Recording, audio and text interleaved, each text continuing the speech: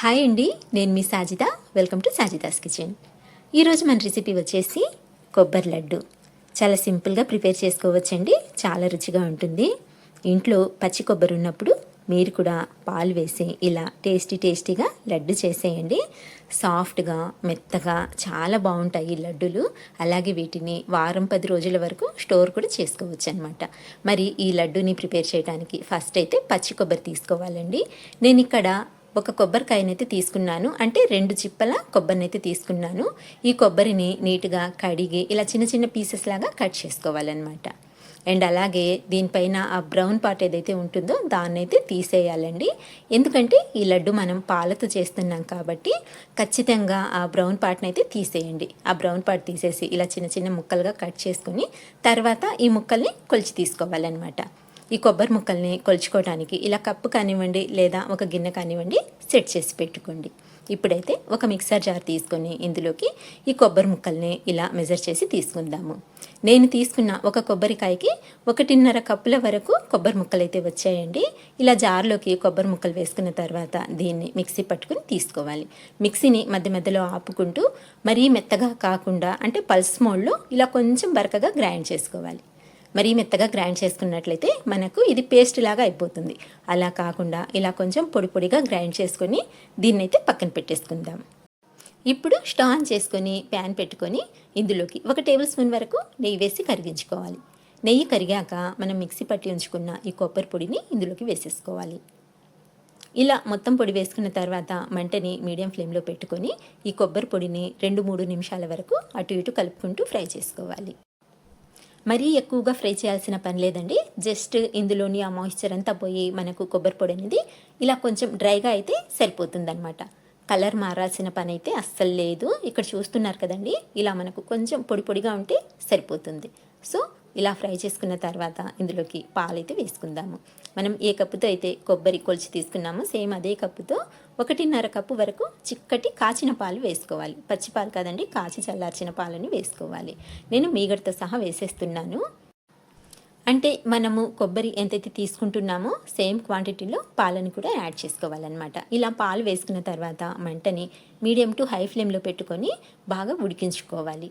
అలాగే ఈ పాలు అనేవి వెన్న శాతం ఎక్కువగా ఉండే పాలను తీసుకున్నట్లయితే మనకు ఈ లడ్డు టేస్ట్ అనేది చాలా బాగుంటుందండి. నేనైతే గేదె పాలను తీసుకున్నాను. నేను ఏ రెసిపీ చేసినా సరే గేదె పాలనే వాడతానండి. చిక్కటి గేదె పాలు వేసుకున్నట్లయితే టేస్ట్ చాలా బాగుంటుంది. ఇప్పుడైతే దీన్ని ఇలా కలుపుకుంటూ ఒకవేళ మీగడ కట్టినట్లయితే అంచులను స్క్రాప్ చేసుకుంటూ పాలల్లోనే కలిపేసుకుంటూ బాగా దగ్గరికి వచ్చేంత వరకు మీడియం టు హై ఫ్లేమ్ మీద ఉడికించుకోవాలి. ఎక్కువ టైం పట్టదండి. జస్ట్ ఒక 8 నుంచి 10 నిమిషాల వరకు ఉడికించుకున్నట్లయితే మనకు ఈ మిక్చర్ అనేది ఇలా బాగా దగ్గరికి వచ్చేస్తుంది అనమాట. చూడండి ఎంత చక్కగా దగ్గర పడిందో. ఇలా బాగా దగ్గరికి వచ్చేంత వరకు అయితే ఇలాగే ఉడికించుకోవాలండి. కన్సిస్టెన్సీ చూపిస్తున్నాను చూడండి. ఇలా బాగా దగ్గర పడిన తర్వాత ఇందులోకి పంచదారనైతే వేసుకోవాలి. మనము పాలు అలాగే కొబ్బరి తురుము ఎంతైతే తీసుకుంటున్నామో పంచదార కూడా సేమ్ క్వాంటిటీలో వేసుకోవాలన్నమాట.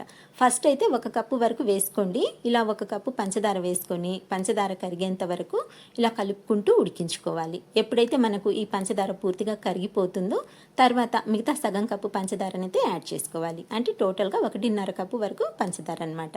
ఒకవేళ మీకు స్వీట్నెస్ తక్కువగా కావాలనుకుంటే 1 కప్పు వరకు వేసుకున్నా సరిపోతుందండి.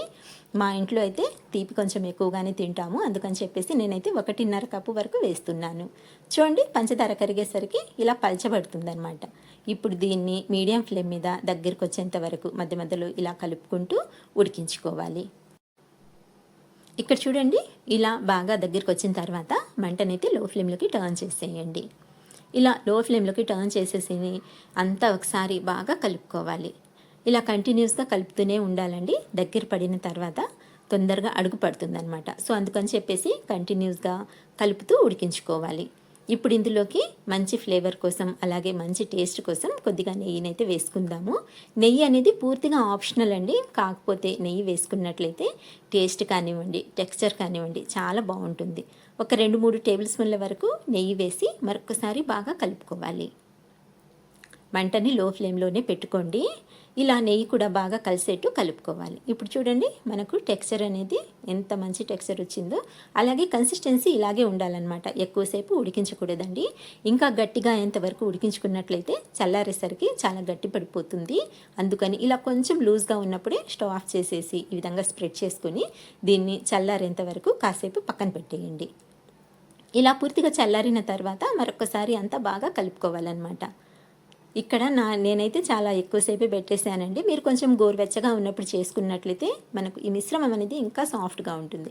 ఇలా బాగా కలుపుకొని ఇప్పుడు ఏ సైజులో కావాలనుకుంటే ఆ సైజులో లడ్డూలా చేసుకోవచ్చు. చూడండి చాలా సాఫ్ట్గా ఉంటుందండి. చల్లారిన తర్వాత కూడా ఈ లడ్డూలు అస్సలు గట్టి పడవు, చాలా టేస్టీగా ఉంటాయి. మీరు కూడా ఇలా పాలతో కొబ్బరి లడ్డు చేసి చూడండి, ఇంట్లో అందరు ఇష్టంగా తింటారు. సో ఫ్రెండ్స్, ఇదండి ఇవాల్టి వీడియో. నచ్చినట్లయితే లైక్ చేయండి, షేర్ చేయండి. ఒకవేళ మన ఛానల్ని ఫస్ట్ టైం చూస్తున్నట్లయితే మర్చిపోకుండా సబ్స్క్రైబ్ చేసుకోండి. ఇంకొక మంచి రెసిపీతో మంచి వీడియోతో మళ్ళీ కలుస్తాను. అంతవరకు బాయ్ అండి. Thank you for watching.